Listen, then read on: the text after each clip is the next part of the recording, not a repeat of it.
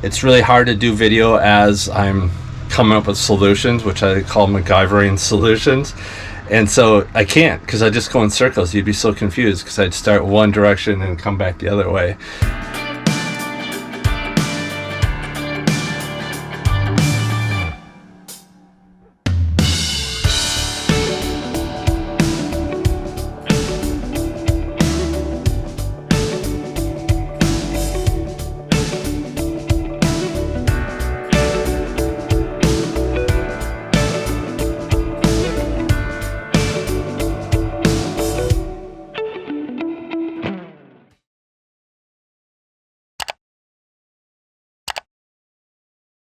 Alright, today I'm going to show you something that I finished last night.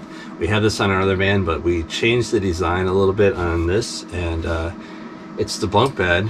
It's the ability to be in a 144, sleep 2 people, and not have the rear bed, so you have more of a living room feel. Again, many people love the rear bed. It allows them to have storage underneath for toys or whatever. We love the open feel of this type of van with the front 2 seats swiveled, and then a couch here with the rear bathroom. So if you put the bed back here, then you don't have the rear bathroom. You know, it's all in choices. So I'm not saying this is the correct choice. It's just this works really well for us. We did this on our first build. We wanted to change it up just a little bit on this one. On the first build, we have the cushion, or I'm sorry, the frame for the bunk is back here. This one's different, and I will show you how that works. Okay, so we're still using the same straps. I was able to go to Home Depot and get these. These are for back of truck beds, and they have a huge, they hold about 400 pounds each.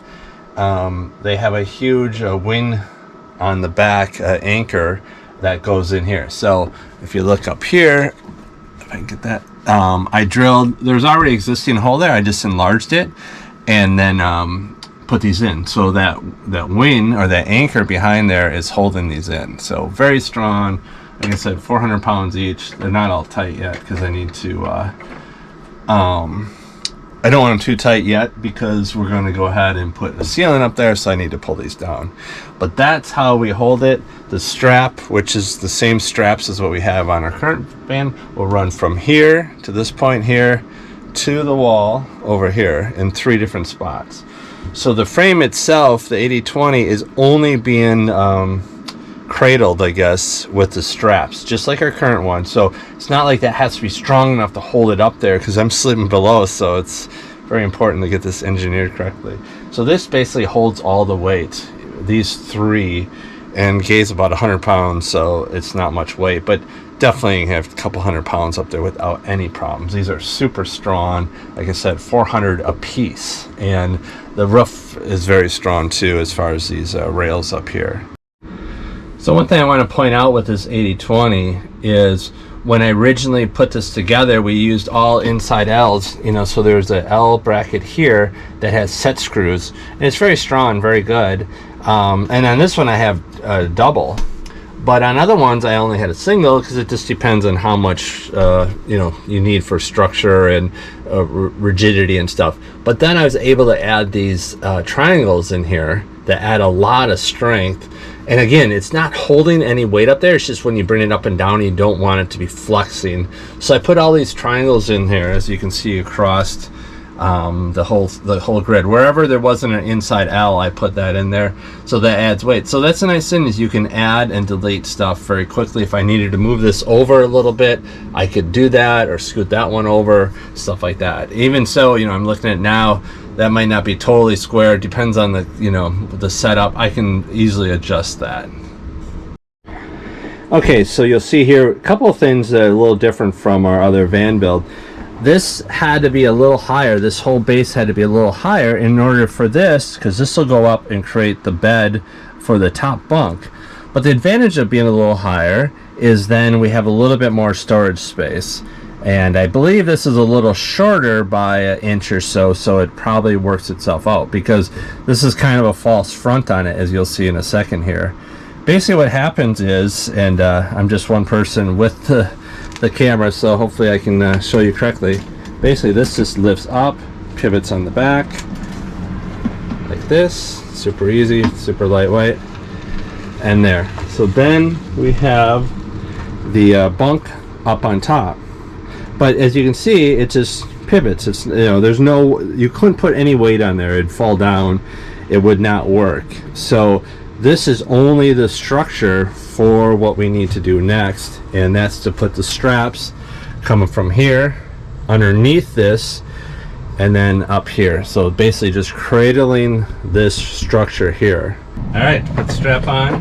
Very simple. I said same straps as we have in the 4x4. Start over here. Hopefully you can see that. Just snap this in here.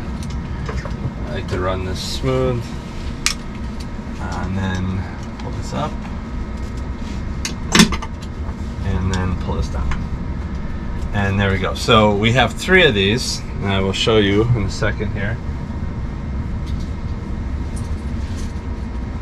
So we have 3 of these that we will put in, and I'll do the other one over here. Hopefully you can see.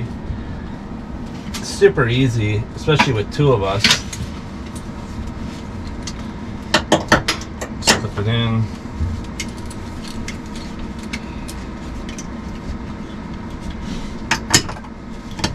And that one, and then one more over here. And the reason for 3 is because I'm sleeping under it, and it would be a big problem if that fell down. So with 3 attachment points, it's not going anyplace. These belts are spinal belts, so they're rated for like 700 pounds or spinal board, something like that. So then you just tighten this up so you can get it flat for when Gay's sleeping up there. Okay, and there we go. We have a top bunk, which is about 21 inches. It could actually be more. The key with the top bunk, of course, is how high you want that to go in the window when it's down as the back for the couch. These have wood on the bottom, and the actual cushion itself has a wood piece on it. And this is all temporary. This is not going to be the covering that we go with. Gabe's going to actually fabricate some a better covering like we have on our current one. That one also has wood on this mattress. Also has wood that goes across. It's just a, you know, a 1/4 inch piece of plywood, I guess. And then this one has, I think it's 24-25 inches across. I've been sleeping on it. It's no problem. It's the same as what I have on the 4x4. I don't notice the difference. It's plenty of room, so that really works out well. I'll show you the view this way. And we're really big on keeping everything clean and nice and, you know, and organized. So if you look, we have all this space still that we can walk. I can get to the refrigerator if Gay's sleeping. I can get back to the bathroom. I can get the cat. Basically, it's the same. The only difference is that seat's a little harder to see the TV. I just switched that seat, so it's no problem. It works either way. Like I said, very strong with these straps up here. It's very nice. I love it. It was a design that we did. We changed that design, and for like now you can see down here. This is the dual top Webasto, which I'll talk about in another video, which is really slick, which is a hot water heater and the diesel heater. But then we have the panels that are going across. We don't have the panels here because we want this to be open for heat, any heat or anything like that. But that is covered in the front, and if you didn't have this, then you could do the same thing. You could just go ahead and put the front like that all the way across. And then to bring it down, you just follow the same process. Take these off, this just goes down, the mattresses go back on, and you are set. So we'll do a more extensive video later when Gay's here and we have everything all completed, but I thought I'd do a quick video to show you how slick it is and how it works. And again, this 80/20 is not like, you're not like, oh my goodness, 80/20 is not going to hold Gay. No, it's not. It's these. So it's just a basket up there, and this 80/20 is plenty strong. I mean, we have a lot of cross members going across there. It's plenty strong to hold her. It's not going to bend, you know, a few thousand pounds for sure on this, if not more. I'm not an engineer, but Anyway, that is the bunk bed design, and put it up in process. And like I said, we'll do a video later on more extensive. But thanks for watching.